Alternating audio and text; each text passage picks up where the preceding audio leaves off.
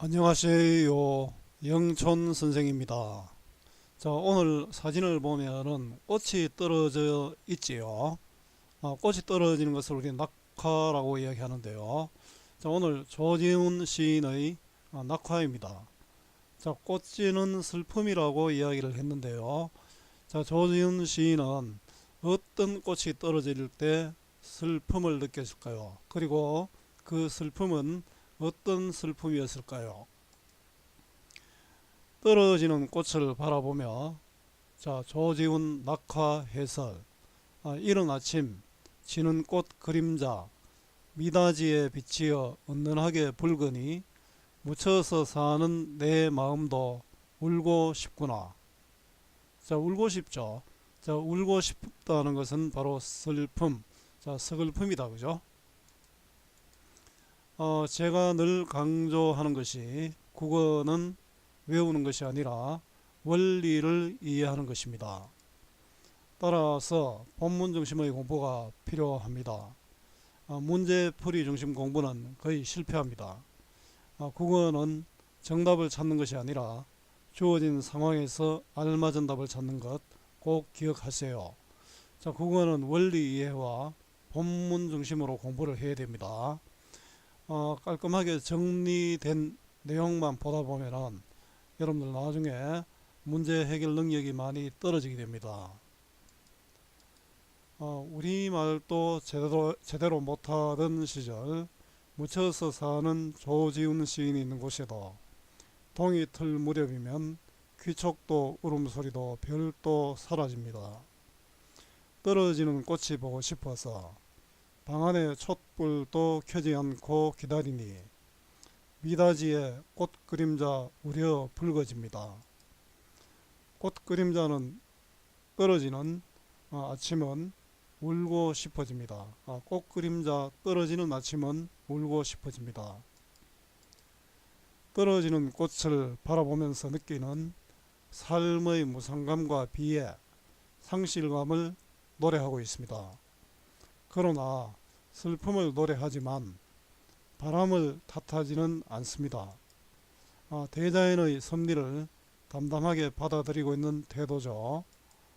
그렇지요. 꽃이 떨어진다는 것은 아쉽고 슬픈 일이지만 그 슬픔에만 빠져 있다면 더 아픈 일이 됩니다.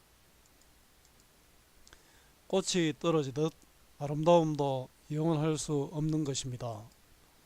김영남 시인은 보란이 떨어지면 내 한 해가 다 가는 것처럼 슬프지만 찬란한 슬픔의 봄을 기다린다고 했고요. 이현기 시인은 떨어지는 꽃을 통해서 이별의 슬픔 속에서 성숙해 나가는 모습을 노래했습니다. 자, 떨어지는 꽃을 바라보면서 시인이 슬펐던 이유는 무엇일까요? 조지훈의 시 낙화 해설입니다. 꽃이 지기로서니 바람을 탓하랴. 주련 밖에 성긴 별이 하나둘 쓰러지고 귀촉도 울음 뒤에 먼 산이 다가선다. 촛불을 꺼야 하리 꽃이 지는데. 꽃 지는 그림자 뜰에 어리어 하얀 미닫이가 우련 붉어라. 묻혀서 사는 이의 고운 마음을 아는 이 있을까 저 하노니. 꽃이 지는 아침은 울고 싶어라. 피었다 몰래 지는 고운 마음은 흰물이 쓴 촛불이 홀로 아노니. 꽃 지는 소리 하도 가느라 귀 기울여 듣기에도 조심스러워라. 두견이도 한목청 울고 지친 밤 나 혼자만 잠들기 못내 서러라. 자, 조지훈의 낙화는 우리말을 자유롭게 쓸 수 없었던 일제강점기 말에 창작된 시로 어조와 어휘들 그리고 단아한 형식 등에서 전통적인 정서를 느낄 수 있습니다. 작품 전체에 낙화를 바라보는 화자의 외상적인 정서가 드러나지만 이러한 서정적 시선 속에는 숨어 살 수밖에 없는 험난한 시대에 대한 시인의 생각이 담겨 있습니다. 자, 꽃이 지기로서니, 자, 꽃이 지기로서니 바람을 탓하랴. 어, 바람은 외부적인 힘이죠. 내가 잘 안 된다고 남을 탓하랴 이런 뜻으로 해석이 됩니다. 그 바람을 탓하지 않는다. 바람을 탓하랴. 이건 탓하지 않는다. 뻔한 질문으로서 강조를 하고 있죠. 이런 게 서리법이다. 그죠? 꽃이 지는 것을 자연의 섭리로 받아들이는 것이죠. 이러한 모습은 우리 내게 어떤 일이 일어날 때 너 때문이다 이런 말을 많이 하잖아요. 그래서 거리낌 없는 달관의 자세라고 할 수 있습니다. 주렴 밖에 성긴 별이, 주렴은 발이죠. 이렇게 뭐 햇빛을 가리는 발이고요. 성기는 드문드문한, 방에서 보면 이제 주렴이 쳐져 있는데 주렴 밖에 드문드문한 별이, 지금 그 별이 보인다는 것은 화자가 방 안에서 주렴을 바라보고 있는 그런 상황이죠. 이런 시간입니다. 하나 둘 쓰러지고, 별이 하나 둘 쓰러진다는 것은 밝아진다는 뜻이죠. 별이 하나 둘 사라지고 희미해지고 날이 밝아진다는 뜻입니다. 이건 뭡니까? 주렴 밖에 성긴 별이 하나 둘 쓰러지는 시간이니까 시간적 배경이 드러납니다. 아마 새벽이겠죠. 근데 이 쓰러지는 이런 분위기는 밝고 경쾌한 그런 분위기는 아니죠. 좀 쓸쓸한 배경입니다. 귀촉도 울음 뒤에. 자, 귀촉도는 소쩍새 또는 우리 부력이 망제혼이라고도 합니다. 소쩍새가 울고 부력이 망제혼, 이거는 좀 슬픔의 정서입니다. 화자의 정서는 한 슬픔을 보여주는 그런 소재입니다. 안 그래도 새벽에 쓸쓸한데 귀촉도 소리도 들리니까 더욱더 예상감이 드러나죠. 먼 산이 다가선다. 자, 귀촉도가 울고 난 다음에 먼 산이 다가선다는 것은 아침이 되어서 이제 산이 잘 보인다. 밤에 안 보이던 산이 이제 잘 보이는 것이죠. 꽃이 지는 시간을 기다리는 서글픔. 자, 꽃이 피어나는 게 아니고 또 지잖아요. 그런 거 좀 서글픔과 연결될 수 있죠. 촛불을 꺼야 하리. 자, 촛불을 꺼야 하리. 왜냐하면 이제 새벽이 되었고 아침이 밝아지고 있잖아요. 시간적 배경이 새벽입니다. 결국은 또 이 촛불을 꺼야만 어떻습니까? 밖에 꽃이 잘 보이겠죠. 근데 그 꽃은 떨어지고 있죠. 그 떨어지는 꽃을 잘 보기 위해서 촛불을 꺼야 한다. 한 발 넌지시 물러나서 바라보는 태도, 관조적 태도가 됩니다. 꽃이 지는데, 자, 촛불을 꺼야 하리. 꽃이 지는데 촛불을 꺼야 하리. 도치법이 쓰였다고 할 수 있겠네요. 자, 여기는 뭡니까? 꽃이 지는데, 이거는 종결형이 아니지 않습니까? 우리 이제 뭐 연결어미도 있고 종결어미도 있고 전성어미도 있는데, 이거는 연결어미죠. 그 비종결 표현을 통해서 우리에게 여운을 남기고 있습니다. 꽃지는 그림자. 꽃지는 그림자는 떨어지는 꽃의 그림자. 꽃이 바로 보이는 게 아니고 꽃이 지는 그림자가 문에 비치는 것을 내가 보고 있는 것입니다. 뜰에 어리야. 자, 뜰에 어리야. 이건 바로 꽃이 지는 그림자가 뜰에 어리더라. 시각적 심상이 되겠죠. 자, 하얀 미닫이가. 자, 하얀 미닫이는 우리 하얀 미닫이 문이죠. 우련불가라. 그 하얀 미닫이에 그 꽃 그림자가 우려서 붉더라. 영탄법이네요. 보일 듯 말 듯 은은하게 우려서 붉더라. 자, 떨어지는 꽃이 미닫이에 비쳐서 보일 듯 말 듯 희미하게 붉구나. 영탄법입니다. 자, 하얀 붉어라. 요 하얀은 하얀색이고 요건 붉어라. 문종이는 하얀데 거기에 어리는 그림자는 붉죠. 하얀과 붉어라는 색채가 대조되고 있습니다. 이러면서 더 붉은색이 강조되겠죠. 자, 방 안에서 맞는 낙화의 순간입니다. 묻혀서 사는 이. 묻혀서 사는 이는 바로 화자죠. 꽃 지는 순간도 방 안에서 맞아야 하는 화자의 상황입니다. 아마 뭐 당시에 확 앞에 나아가서 무엇을 할 수 있는 게 없었잖아요. 바로 묻혀서 사는 이는 또 현실과 단절된 삶을 살고 있지요. 고운 마음을 묻혀서 하는 이 고운 마음. 자, 고운 마음은 바로 꽃이 지는 것을 슬퍼하는 마음이라고 할 수 있겠지요. 이거 어떻습니까? 이거 밖에서 지금 꽃이 지는 것을 보다가 여기서는 마음으로 들어왔잖아요. 시선의 이동이 일어났는데요. 외부에서 내면으로 돌아왔습니다. 아는이 있을까? 저하노니. 저하노니는 두려워하노니, 걱정하니, 두려워하니. 내 마음을 아는 사람이 있을까? 두려워하니. 이 저하노니는 예스러운 표현이 되겠지요. 내 마음 속을 보여주고 싶지 않다 이런 뜻이 되겠죠. 내 마음을 보여주고 싶지 않다. 아는 이 없었으면 좋겠다 이런 뜻입니다. 꽃이 지는 아침은 꽃이 떨어지는 건 소멸이죠. 떨어진다는 것은 없어진다는 뜻이고요. 소멸은 무상감과 연결됩니다. 아침은 그런데 어떻습니까? 생성이죠. 소멸과 생성이 같이 만나고 있죠. 결국 그러면 꽃이 지는 아침은 만물이 생성을 위해서 반드시 필요한 시간이다라고 할 수 있습니다. 꽃이 져야 열매가 맺어지듯이 자, 이 아침에도 무엇인가 맺어질 수 있죠. 자, 지는 꽃은 새로운 생성을 위해 사라지는 존재입니다.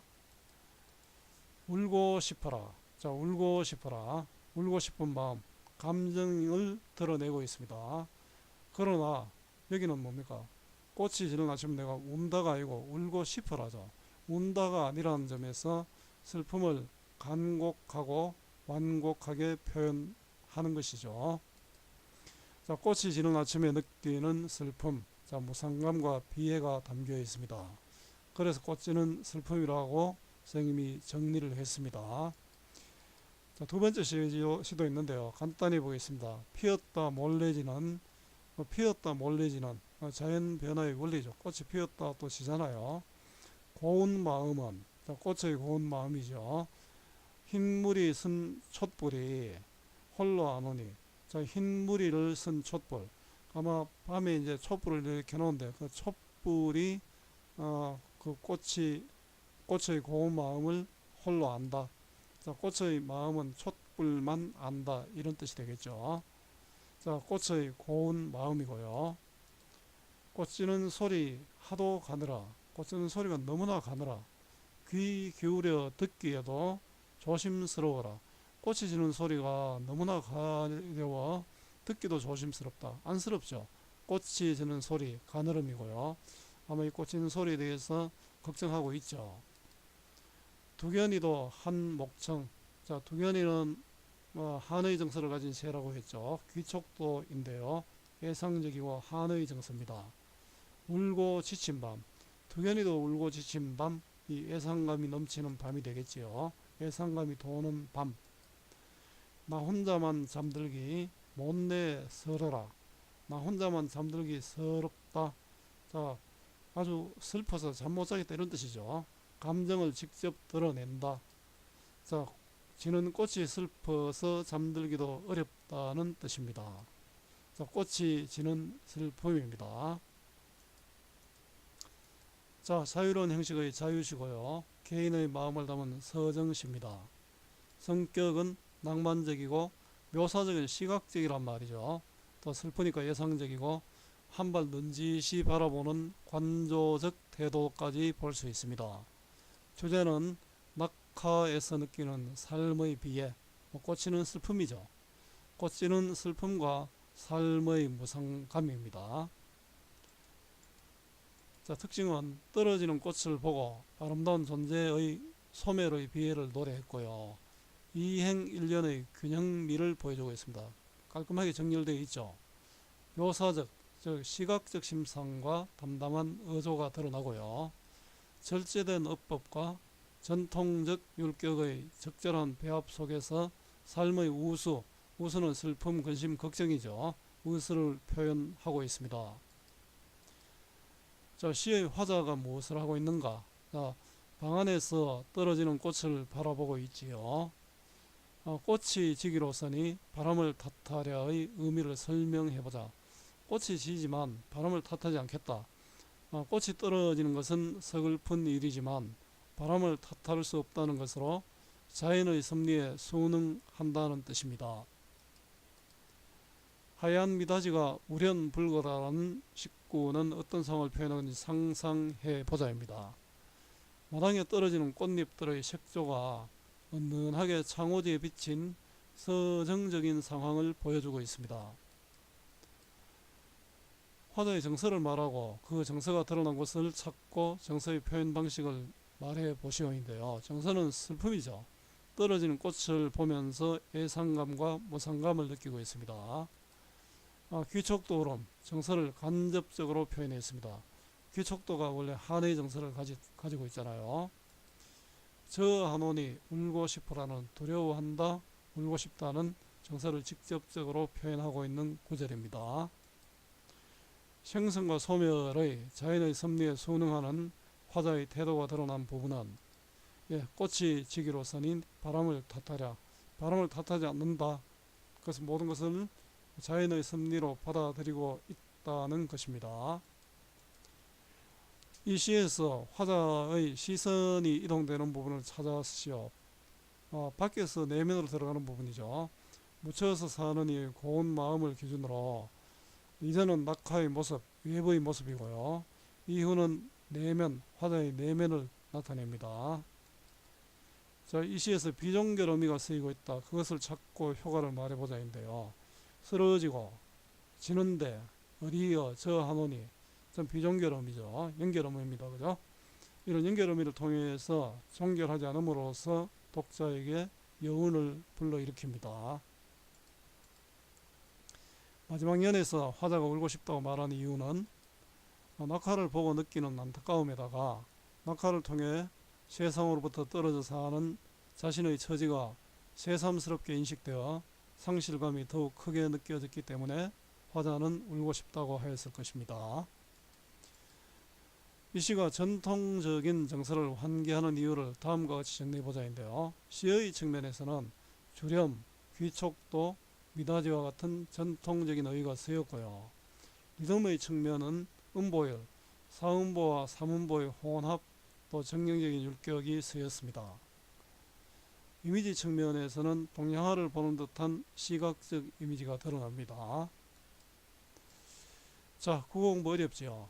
학교 수업, 학원 수업과 인강까지 들어도 오르지 않는 국어 성적 이유가 무엇일까요? 배우고 문제만 풀기 때문입니다. 여러분들에게 필요한 것은 본문 배우는 공부가 아니라 익히는 공부, 문제풀이가 아니라 본문 중심의 공부입니다. 자, 익히는 공부, 본문 중심의 공부를 해야 됩니다. 자, 오늘 조지훈 시인의 낙화를 공부했는데요. 여러분들에게 조금이라도 도움이 되었으면 좋겠습니다. 수고 많았고요. 오늘 또 고맙습니다.